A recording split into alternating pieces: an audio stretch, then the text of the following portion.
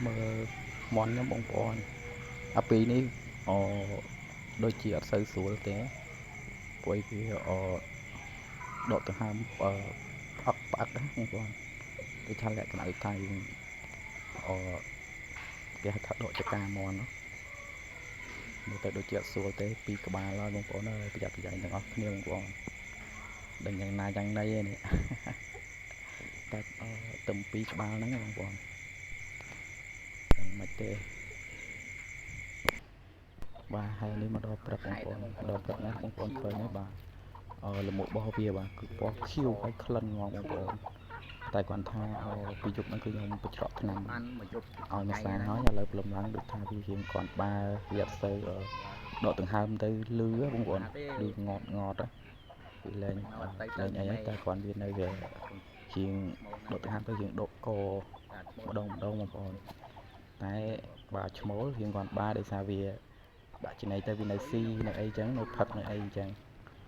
ហើយមើលលំមុខរបស់វាបងប្អូនអើយពណ៌ខៀវល្ងឹតហ្មងបៃតងល្ងឹតបងប្អូនហើយក្លិនអត់ល្អទៀតដើរនៅក្បែរធុងខុងហ្នឹងឡើងឈួលហ្មងបងប្អូនមិនដឹងមិនមកទេបងប្អូនអើយទើបចាប់ផ្ដើមធៀមមន់ទុកធ្វើពូជឲ្យច្រើនផងបាទហើយបាទសម្រាប់ក្រោយនេះអត់តមានអីទេបងប្អូនសុខភាពវានៅល្អបាទហើយនេះជាសកម្មភាពដែលពេលល្ងាចបាទតែខ្ញុំដាក់ស្រូវបាទអង្គលីកតុលីអីចំណីតិចតិចឲ្យវាស៊ីបងប្អូនប៉ុន្តែសម្រាប់អស់នៅក្រៅនេះគឺសុទ្ធតែល្អទេបាទហើយសម្រាប់កូនមន់បាទនៅក្នុងទ្រុងនេះក៏អត់មានអី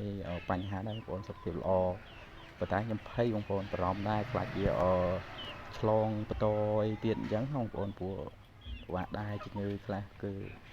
តែខ្ញុំបារម្ភជំងឺមួយគឺអាសន្នត្រោកហ្នឹងបងប្អូនព្រោះដោយសារខ្ញុំមើលលំមុខរបស់វាឡើងខៀវល្ងឹតបាទហើយក្លិនសម្រាប់ពីក្បាលឲ្យខ្ញុំក្រុងនៅក្នុងរថបងប្អូនហើយសង្ឃឹមថាអត់អីចុះបងប្អូនហ្នឹងបងប្អូនសម្រាប់ខែបងប្អូនគួរតែការពារទាំងអស់គ្នាទៅបាទតែស្ដាយមកខ្ញុំនេះអត់បានធ្វើវ៉ាក់សាំងអីទេបងប្អូនអើយចាំលក្ខណៈធម្មជាតិបងប្អូនដល់អញ្ចឹងទៅវារៀងពិបាកបន្តិចតែណាបងប្អូនវីដេអូក៏មានតែប៉ុណ្ណឹង